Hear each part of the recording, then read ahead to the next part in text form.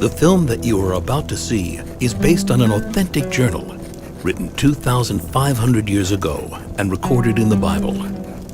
The author, an eminent Jew, is a high-ranking official in the court of the Persian king.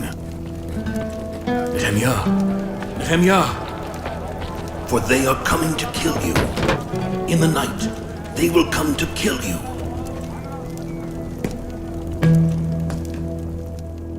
It all began in 538 BCE, when Cyrus issued a proclamation that caused great elation among the Jews.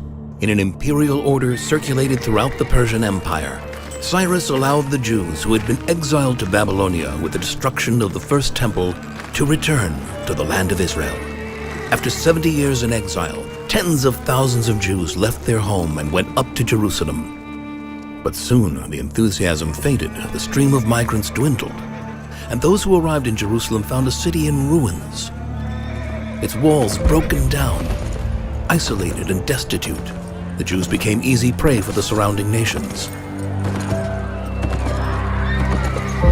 As hostilities mounted, life in Jerusalem became unbearable.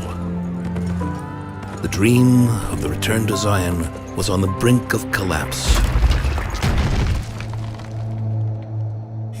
On the other side of the world, far from the suffering of their brethren, the Jews prospered and produced dignitaries such as Nehemiah, the son of Hacalias, a high-ranking official in the Persian court.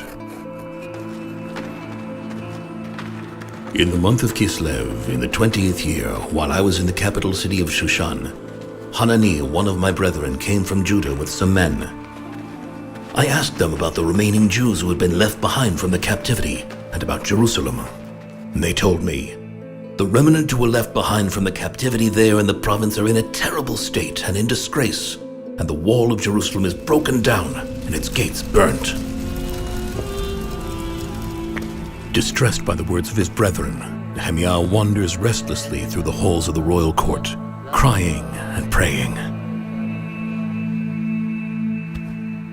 In the month of Nisan, in the 20th year of King Artaxerxes, when the wine was set before him, I took the wine and gave it to the king. The troubled look on Nehemiah's face aroused the king's suspicions. The king said to me, "Why do you look troubled since you are not ill? It must be from evil intentions." Then I was very frightened. I said to the king, "Why should I not look troubled when the city where my ancestors are buried lies waste, its gates consumed by fire?" Nehemiah musters all his courage and implores the king, "If it pleases the king, send me to Judah, to the city where my ancestors are buried, so I can build it." The king agrees. He appoints Nehemiah governor of the province of Yehud and sends him to Jerusalem with a military escort.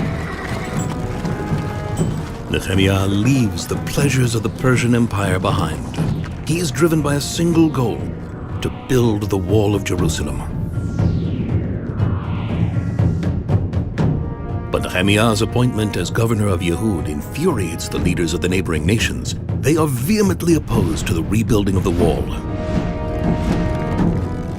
When Sanballat the Horonite and Tobiah the Ammonite servant heard, they were very distressed that someone had come to do good for the children of Israel. They refused to let Jerusalem once again be the center of life of the Jewish people. Therefore, when Nehemiah arrives in Jerusalem, he slips out secretly to check on the state of the wall. So I came to Jerusalem and was there for 3 days. And I arose at night, I and a few men with me, and I told no one what my God had inspired me to do for Jerusalem. And I had no animal with me other than the animal I was riding. What Nehemiah saw was depressing. The entire area around the wall was full of fallen stones and ruins. He was barely able to pass through. I inspected the broken walls of Jerusalem and its gates that had been consumed by fire. There was no room for the animal under me to pass. I went through the valley gate and returned.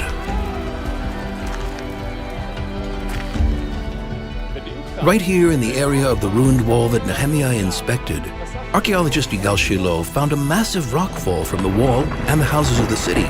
Turns out that when the Babylonians destroyed the wall, they also destroyed the network of terraces supporting the homes of the city.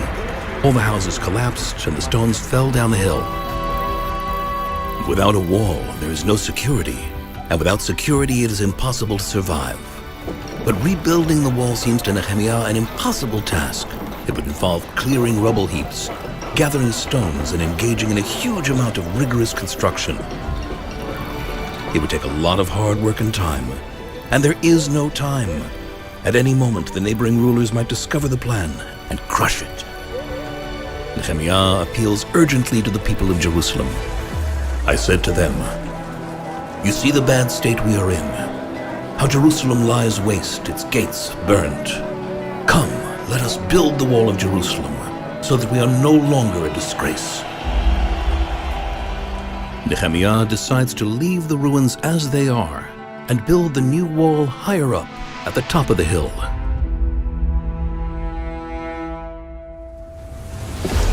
The entire plan now depends on the inhabitants of Jerusalem. They must drop everything and apply themselves to the work. The first to volunteer are the high priest and his men. Then Eliashib the high priest arose with his brethren the priests, and they built the sheep gate. They sanctified it and put up its doors. And next to them the men of Jericho built, and next to them built Zakur the son of Imri. The sons of Hasnaah built the fish gate. They laid its beams and set up its doors, its bolts, and its bars. And next to them Merimot the son of Uriah, the son of Hakotz, fortified. And next to them Mishulam the son of Berechia, the son of Mishai-Zabel, fortified. And next to him Zadok the son of Baana, fortified. And they restored Jerusalem all the way to the broad wall. High on the hill, above the layer of the destruction of Jerusalem, the excavators uncovered a part of the wall and tower, apparently from the Persian period. The archaeologist Eilat Mazar believes this is a segment of the wall built by Nehemiah. Poor construction, gaps between the stones, the builders were ordinary people like us, and the building materials that they gathered from the ruins were not of the best quality. Nevertheless, the wall they built survived the entire Second Temple period, more than 500 years. The building of the wall surprises and angers the neighboring rulers, but they are not concerned. The entire effort seems to them pathetic and hopeless. What are these feeble Jews doing? Will they revive the stones out of the rubbish heaps even though they are burnt? Tobiah the Ammonite, who was with him, said, "Even whatever they do build, if a fox goes up, it will break down their stone wall." But the ruler's complacency turns to panic after a few days, when they discover that half the wall is already standing solid.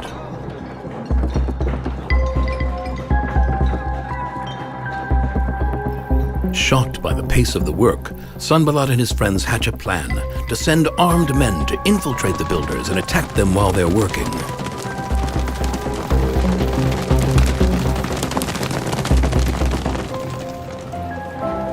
The situation is extremely dangerous. Nehemiah again appeals to the inhabitants, this time to protect their homes and their city. Do not fear them. Remember the Lord who is great and awesome, and fight for your brethren, your sons and your daughters, your wives and your homes. Entire families are mobilized, men, women, and anyone who can bear arms. I arranged the people by family with their swords, their spears, and their bows. Nehemiah himself takes the lead of the fighting force. The shofar blower was next to me. Whenever you hear the sound of the shofar, gather there to us. Amidst all the tumult, the work on the wall continues. The builders function simultaneously as construction workers and soldiers. With one hand he does the work, and with the other he holds his weapon. The intimidation and threats are of no use. The wall quickly nears completion despite the opposition of the enemies of Judah. The enemies of Judah realize that having failed to stop the builders of the wall, they will have to attack the driving force behind the entire venture. Kill Nehemiah. The assassins reach Jerusalem in the dark of night.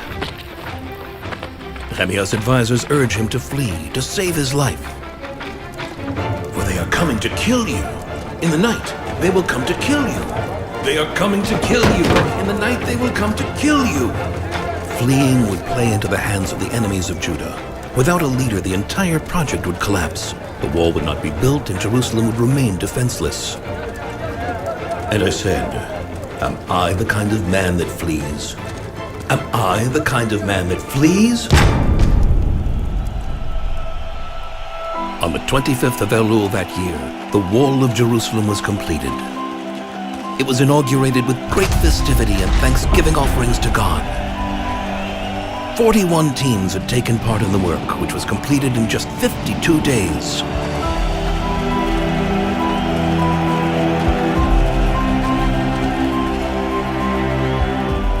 The wall gave the inhabitants security and the hope that out of the ruins Jerusalem would rise again as the center of life of the Jewish people.